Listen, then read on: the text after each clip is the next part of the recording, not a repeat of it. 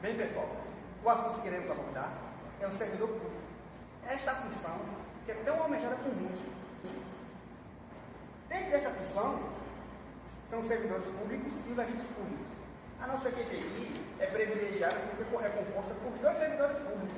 Temos aqui Paulo, que é o servidor efetivo, e tem ali Noelson, que é o agente público. Agora, Paulo, aqui vai explicar um pouquinho do contexto, como se deu essa função pública aqui no Brasil. Historicamente, o serviço público teve origem na França, no início do século XIX e no final do século XX. A efetividade do serviço público foi na Grécia Antiga. É bom lembrar que foi Rousseau que primeiro empregou o termo serviço público. Baseado nisso, vamos adentrar em relação ao serviço público no Brasil. O serviço público no Brasil teve sua origem em 1808, com a vinda da família real portuguesa para o Brasil. Nesse período, o Brasil era colônia, portanto, necessitava de trabalho administrativo. E aí entrou a figura do funcionalismo público da época. Assim sendo, após a proclamação da República, o funcionalismo tornou-se imprescindível. Houve uma importância muito grande do funcionalismo nesse período. Ele atuou de forma direta ou indiretamente, em conjunto. E agora? Continua.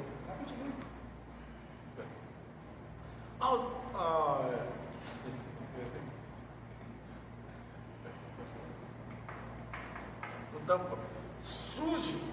a partir daí surgem os primeiros decretos que procurou, na realidade, enfatizar o real sentido do funcionalismo do Brasil.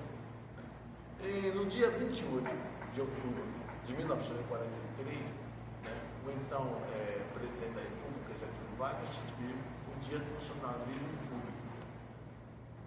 Posteriormente, em 11 de dezembro de 1990, publica-se o Estatuto dos Servidores Públicos da União. Esse estatuto, na realidade, no Brasil é um ente federativo, serviu de diretriz para a União, os Estados e municípios. E ficou consolidado mais ainda a atuação do termo serviço público no Brasil, foi através da Lei 8.112/90. Embora essa lei não tenha sido aprovada, porém, antes da aprovação dessa lei, a Constituição de 1988 ela traçou diretriz, garantia para o serviço público no Brasil. Introduziu uma medida importante que foi a introdução do concurso público de prova de título no Brasil, que até então era por indicação. Ô Paulo, eu queria que você me esclarecesse aqui.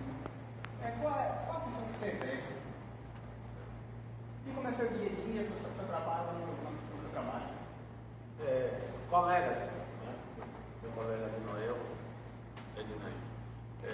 eu sou servidor público há 26 anos. E eu exerço com maior presteza, porque eu me acho interessante, da profissão que exerço como professor, transformar a vida. Então, ser servidor do Estado nessa profissão, para mim, primeiro, eu me identifico muito bem com ela.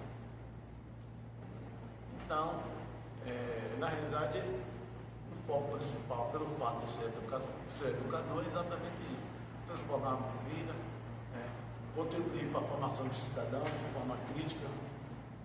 É o que eu procuro na medida do possível fazer.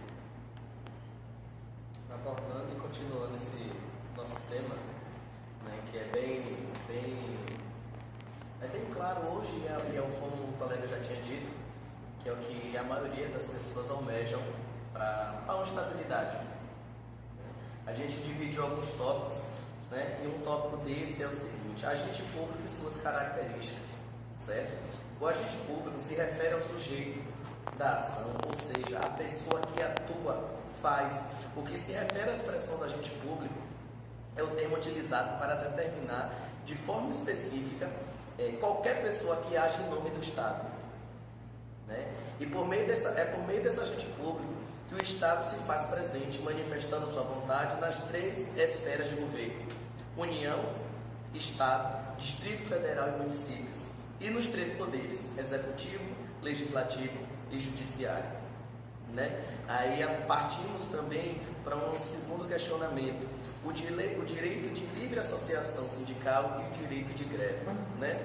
Que assim, de certa forma a gente tem uma determinada discussão em cima desse tema, né? Porque nem todas as classes de servidores públicos têm esse privilégio, ou se queira, não se pode se fazer valer desse privilégio de greve, né? De acordo com a Constituição Federal, é garantido ao servidor público civil o direito à livre associação sindical, né? O direito de greve, excluindo para os serviços essenciais e garantido apenas ao servidor social, né? Será exercido nos termos dos limites definidos em lei específica, né? Quando a gente fala dessa forma, a gente fala que abre uma vertente, porque dentre os servidores públicos temos, no entanto, a parte de segurança pública, que nem todos têm não é propriamente garantido esse direito de greve por conta de algumas situações. Abordamos também o seguinte critério: a remuneração e o subsídio do servidor, né? E aí foi bem debatido isso, essas questões para a gente. E assim a gente consegue resumir, né, essa questão da remuneração do servidor simples: é a soma do vencimento do cargo mais as vantagens e benefícios estabelecidos na lei, porque uma vez que esse servidor ele presta ao serviço público, ele já está estabelecido ali o valor que se é recebido pelo seu trabalho, pelo concurso feito, né? E aí, quando se fala do subsídio do servidor, a gente tem o seguinte critério: é a forma de retribuição obrigatória paga em parcela única prevista na Constituição para os membros de poder, detentores de mandatos eletivos como ministro de Estado, secretarias estaduais, e também, né, como se fala, aborda de uma maneira ampla os funcionários públicos como um todo, né? E aí o que se falar sobre a estabilidade do servidor, né? Que é como a gente mesmo diz, né, que está bem garantido isso no artigo 41 da Constituição, né? A questão da estabilidade, né, que garante esse servidor, ele presta o concurso público, né, mediante prova de título, ele exerce esse cargo, ele passa por um período de vigência, que é um período chamado de probatório, que é um período vigente de 3 meses, que nesse período ele ainda não tem uma estabilidade de Estado, ele não tem uma estabilidade segura para não que não seja declarado funcionário público, mas nesse período ele tem uma instabilidade ainda. Passando esse período, ele já é declarado, declara em si a sua estabilidade como funcionário público, passando a valer assim os seus direitos como tal, né? E aí, nesse caso da estabilidade do servidor público, ele, uma vez que passa pelo probatório, ao ocorrer alguma situação que venha a fazer com que ele venha a perder esse vínculo de estabilidade, né? Ele primeiro responde por uma ação administrativa para assim averiguar de fato o fato que está acontecendo. E voltamos à questão da previdência, que é o último tópico abordado, que nada mais justo que o colega Paulo fale sobre a estabilidade, por ser um funcionário efetivo, né? Público, efetivo do Estado, né?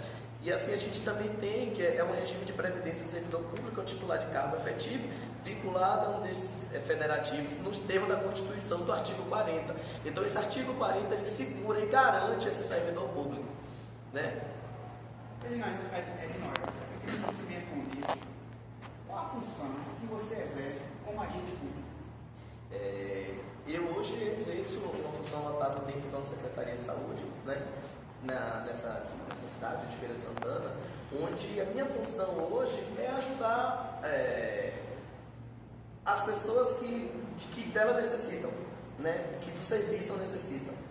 E que de maneira não tem um vínculo efetivo, né? Mas de certa forma eu faço parte como agente de Estado, né? Que eu tenho um vínculo com o município, né? Tenho um vínculo com o município, onde eu respondo e tenho algumas vantagens dela que o município predispõe para mim, ou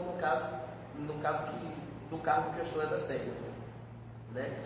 E assim, vale lembrar que, como o colega Paulo falou, por mais que somos formadores de opiniões, no local que estamos, né, temos que ser exemplo, né, acalentar, confortar e falar dos nossos pensamentos para com as pessoas. Eu sou graduado em História e assim, o período que eu passei lecionando me fez remeter quando o colega Paulo falou que estamos ali, formando opiniões, formando pessoas capazes, né, de contestar, de debater e de ter ideologia própria e não comungar de pensamentos dos outros, né? Damos norteio para essas pessoas.